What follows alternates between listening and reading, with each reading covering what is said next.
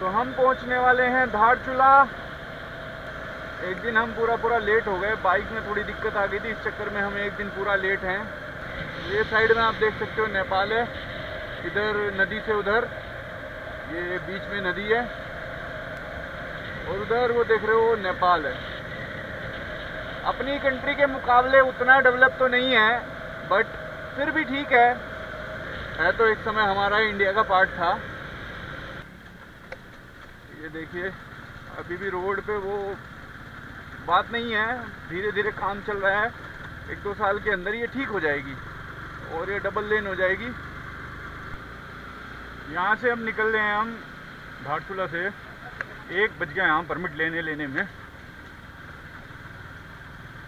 वो पूरा of road मिलेगा। अभी ये पिछली बार आए थे हम, ऐसे ही रोड टूटा हुआ था, ये रोड ठीक नहीं हुआ। तो धारचूला से हम निकल गए 1 बजे आधी क्लास के लिए। कोशिश है आज हमारी कि छिया लेक को पार किया जाए, फिर देखते हैं हम कहाँ जाके रुक सकते हैं। ऊपर तो ठंड, नीचे तो बहुत गर्मी है यार। धारचूला में तो बहुत बुरा हाल है, पसीने में हालत ख़राब हो गई यार, बहुत बुरा हाल है धारचूला। अब ऊपर जितना हम चढ़ते रहेंगे उतना ठंडक बढ़ती रहेगी। 10-12 किलोमीटर के बाद अच्छा मौसम हो जाएगा। यहाँ से 5 किलोमीटर बाद मौसम एकदम से चेंज हो जाएगा। ये देखिए नज़ारे,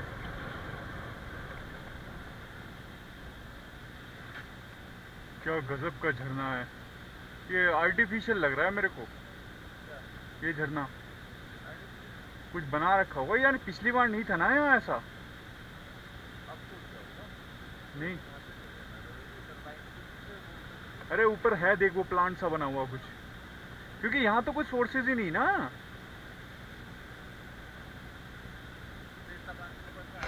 टरबाइन से आ रहा है होगा ये।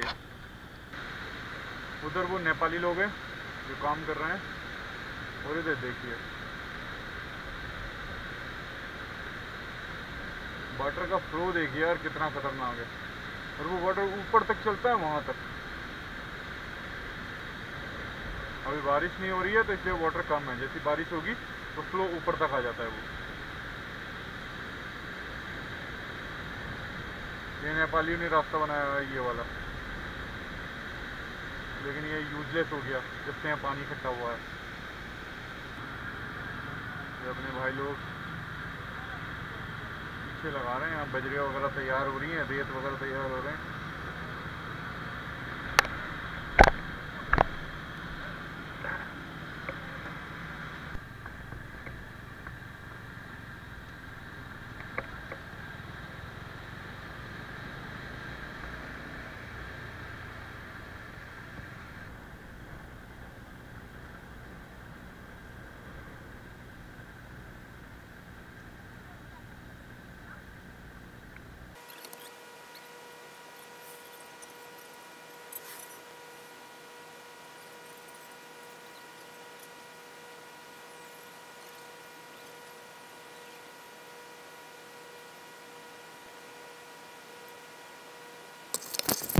ये है अभी हम बूदी गांव में, ये सामने नेपाल है, बीच में काली नदी है।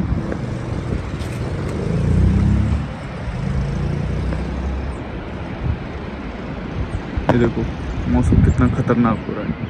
और ये बैंड है जो ऊपर है, ये ऐसे ऐसे ऐसे ऐसे करके ये ऊपर चला गया है। वहाँ ऊपर आपको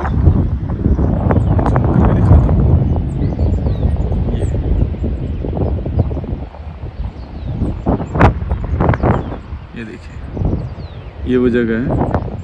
यहाँ तक वो यहाँ से ये यहाँ से बैंड ही बैंड है। यहाँ के लोकल लोग रहते हैं यहाँ पर। ये आर्मी वालों ने अपना ट्रॉली सिस्टम बनाया हुआ है, ये वाला।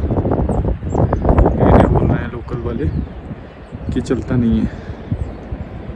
ये देखो ऊपर तक आगे अम्मा जी बैठी हुई हैं, यहीं पर आज हम रुकेंगे। देखो ये वो कीड़ा जड़ी है जो बहुत ज़्यादा फेमस है। ये देखिए, ये वो कीड़ा है जो अंदर पहाड़ी के अंदर विंटर्स के टाइम पे नीचे घूमता है और बाद में जब ये मर जाता है तो इसके अंदर से ये जो एक जड़ सी है ये बाहर निकलती है। मैं आपको क्लोज दिखा देता हूँ। ये बहुत ही रेयरली मिलता है इनको, बहुत टाइम लगता है इसको ढूंढने में। एक एक कीड़ा जड़ी ढूंढने में बहुत मशक्कत करनी पड़ती है और काफी हाइट पे जाना पड़ता है। तो भैया के पास है, भैया से मैंने रिक्वेस्ट किया था इसलिए उन्होंने दिखाया। ये भाई है हमारे, ये काफी हाइट में होता है। इसको ये तो अभी पूरा हो चुका है। इसको पहले पिचकता है ना बिल्कुल एकदम, अच्छा जैसे पका माल नहीं होता, जैसे कुछ अमरूद जैसे कुछ सॉफ्ट रहता है, फल के हिसाब से जैसे फल होते हैं कुछ पका होता है। अभी इसको हम ब्रश कोलगेट ब्रश से साफ करते हैं। इसका मिट्टी के अंदर पूरा वो होता है। अच्छा। उसको साफ करते हैं, फिर उसके बाद ऐसा करके फिर उसको धूप में रखते भी। अब बिल्कुल खाने लायक और बढ़िया बन चुका है। अच्छा, ये क्या रेट खा सकते हैं? क्या रेट बिकता है ये? वैसे तो किलो के हिसाब से लेते हैं लोग। क्या रेट है किलो में? 12-13 होगा। 12-13 लाख रुपए किलो। हाँ, इसमें क्योंकि ये बाहर ही ज्यादा ना, यहाँ से जैसे चाइना में ज्यादा सप्लाई होता है। हाँ। जैसे पर पीस बेच दो तो ये 1000 रुपए से ऊपर का होगा एक पीस 1000 रुपए का। हाँ। बहुत कॉस्टली है भाई। और ये छोटा वाला अलग थोड़ा कम सस्ते में होगा, साइज के हिसाब से होता है जो भी है। अच्छा, बहुत महंगा है।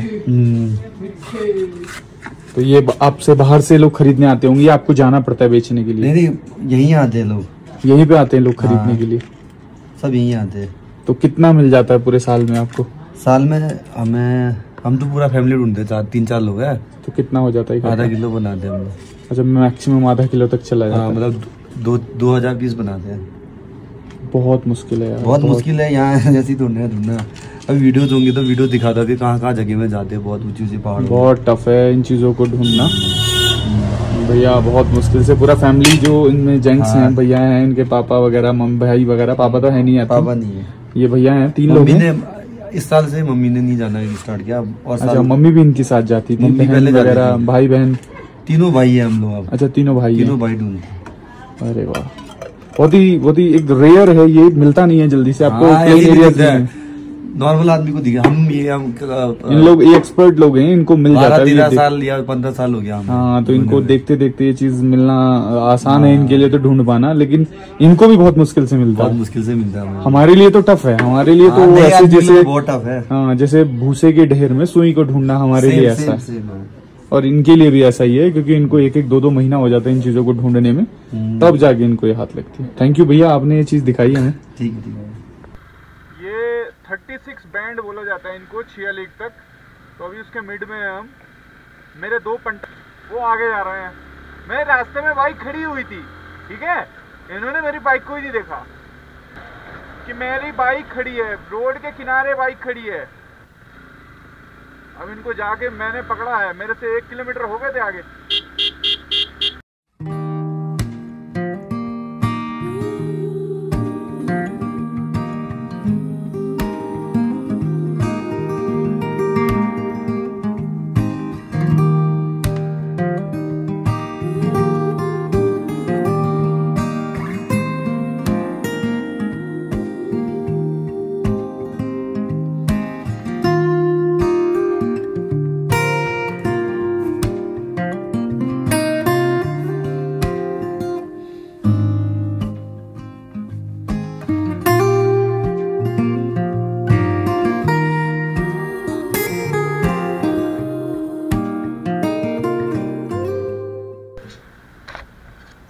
मुश्किल है भैया। मैं हल्का सा व्यू आपको दिखा देता हूँ।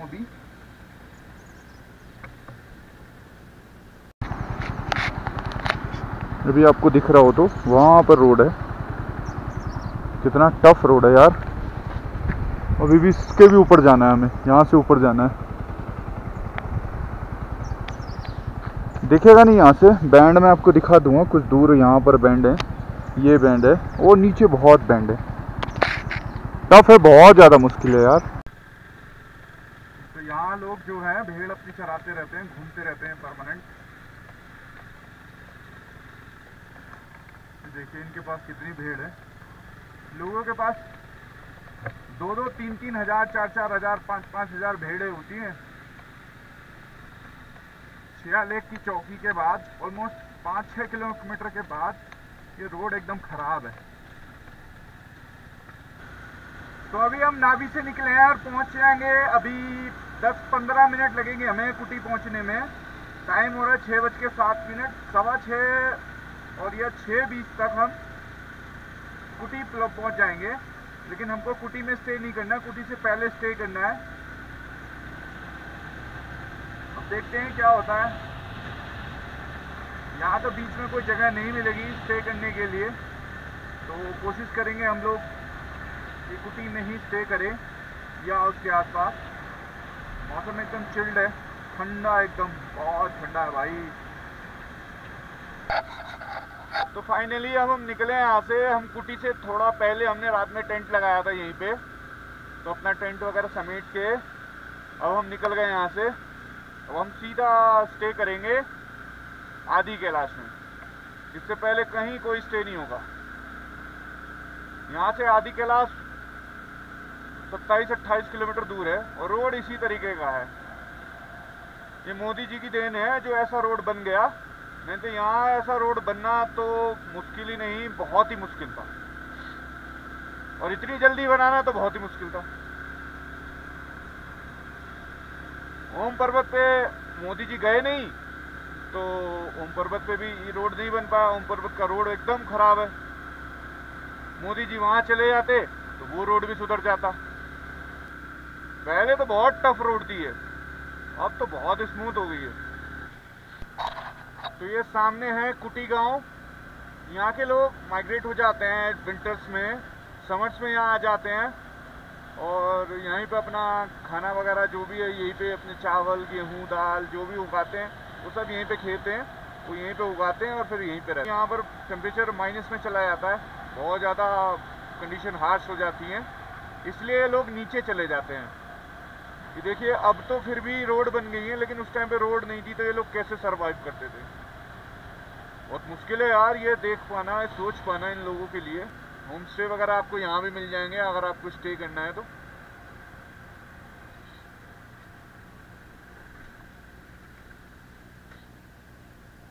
सामने यह है पार्वती कुंड, देखिए साइज कितना बड़ा है। और ये सामने मंदिर है। अभी हम यहीं पे जा रहे हैं। ये रोड जा रही है चाइना बॉर्डर। इस पे जाने के लिए आपको परमिशन नहीं मिलेगी, कोई धोखे से गया तो डिपोर्ट कर दिया जाएगा, इसलिए कोशिश भी ना करें जाने की। ये सामने गणेश नाला है, पहले यहाँ तक आ जाते थे लोग, लेकिन अब ये नीचे वाले जो गांव वाले लोग हैं ना, इन्होंने जाने से लोगों को बंद कर दिया है और ये यात्रा और भी टफ हो गई है। अब पहले इतना टफ नहीं था, पहले जहाँ से वो रेलिंग बनी हुई है ना वहाँ से चलना पड़ता था। वो है जिसको बोलते हैं धान की खेती, इसको भीम की खेती भी बोला जाता है। बोला जाता है कि पांडव जब यहाँ आए थे तो उन्होंने यहीं पे धान उगाकर और अपना पालन पोषण किया था, तो तब से ये धान अपने आप उगता है, इसको उगाने की कोई ज़रूरत नहीं है।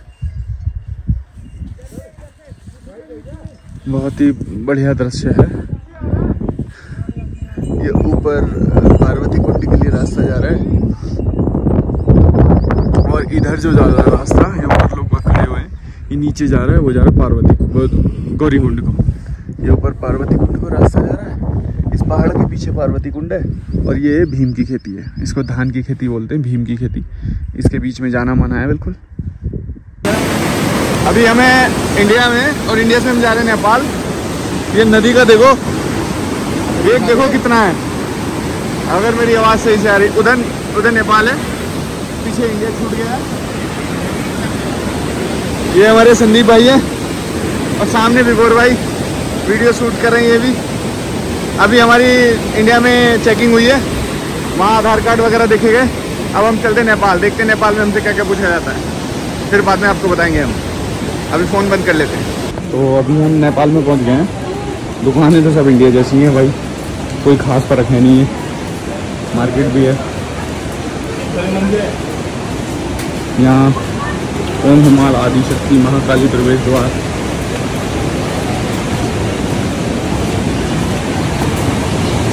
उधर इंडिया है, इधर नेपाल है।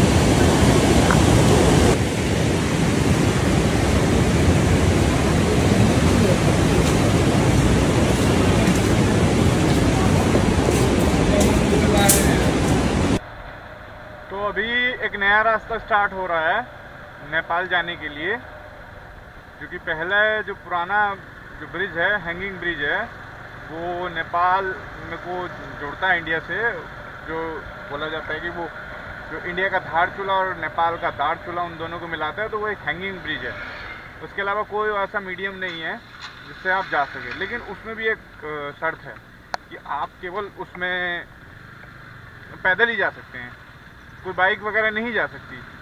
बहुत रेयर केस में कोई बात वगैरह है, कुछ स्पेशल कंडीशंस हैं तो उनमें जाने के चांसेस हैं, बट वो बहुत मुश्किल है क्योंकि उसमें कस्टम ड्यूटी वगैरह लगती है, बहुत ज़्यादा मुश्किल है।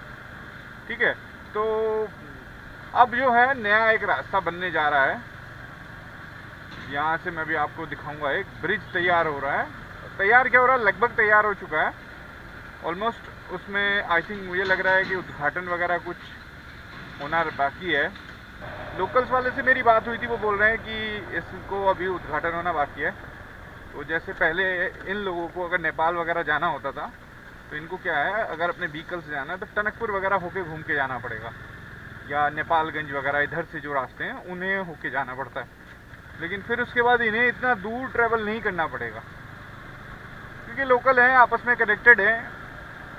ऑल्दो नेपाल भी इंडिया का ही पार्ट था, पर इंडियन रोड्स का तो आप देखो हर जगह यही हाल है। अब यहाँ देखो उत्तराखंड में भी रोड ऐसी हैं। धारचूला में आपको पेड़ों पे आम लगे हुए मिल जाएंगे।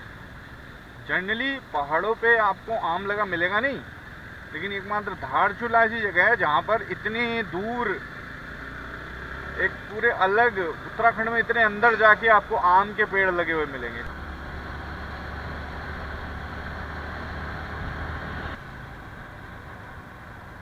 क्या खूबसूरत व्यू है।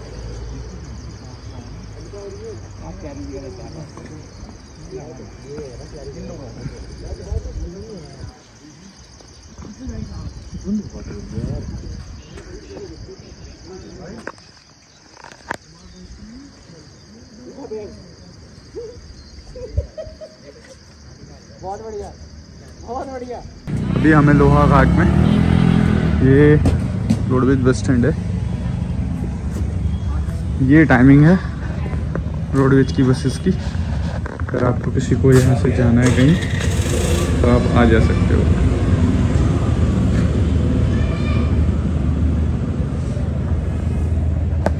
मौसम एकदम मस्त है यहाँ पे।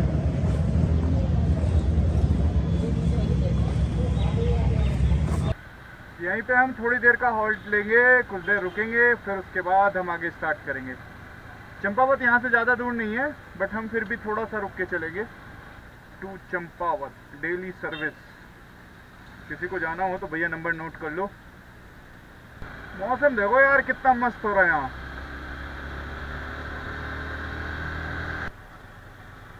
अभी हम निकल रहे हैं लोहा घाट से और मौसम देखो यहाँ क्या हसीन मौसम हो रहा है यार। टाइम हो रहा है 6:55 और हम आज स्टे करेंगे चंपावत में, क्योंकि चंपावत के बाद फिर ऑप्शंस उतने नहीं हैं। फिर ऊपर से रात का रास्ता है, रास्ते का पता नहीं, मना किया हमसे कि बीच में ऑप्शन नहीं मिलेंगे आपको रुकने के, तो या तो आप चंपावत रुकना, नहीं तो फिर प्लान करना कि आप नीचे ही जाके रुकोगे। क्या खूबसूरत नज़ारे हैं यार यहाँ चंपावत में। नज़ारे देखो यहाँ के, कैसे फॉग आया हुआ है सारे में। ऐसी जगह देखने को नहीं मिलती यार, हमारे यहाँ तो विंटर्स में नसीब होती है, लेकिन यहाँ देखो समर्स में भी। ये देखिए ये जगह है चंपावत। गर्मी में सर्दियों का मजा उठाइए, चंपावत आइए। और ये है जून का महीना और हम आए।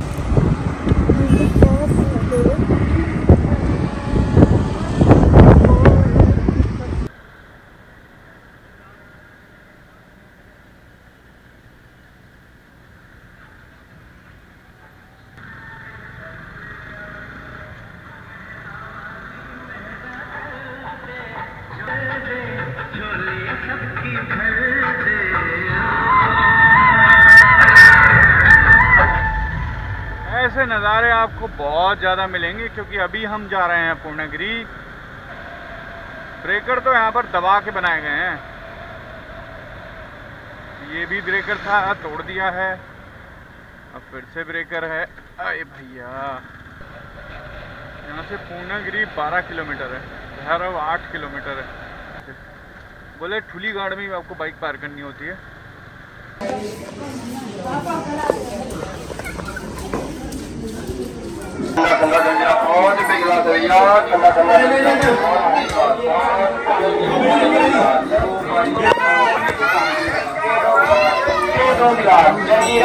पानी ठंडा ठंडा, कब से 2 गिलास जलजीरा पानी, के 2 गिलास जलजीरा। अभी हम जा रहे हैं पूर्णागिरी मंदिर।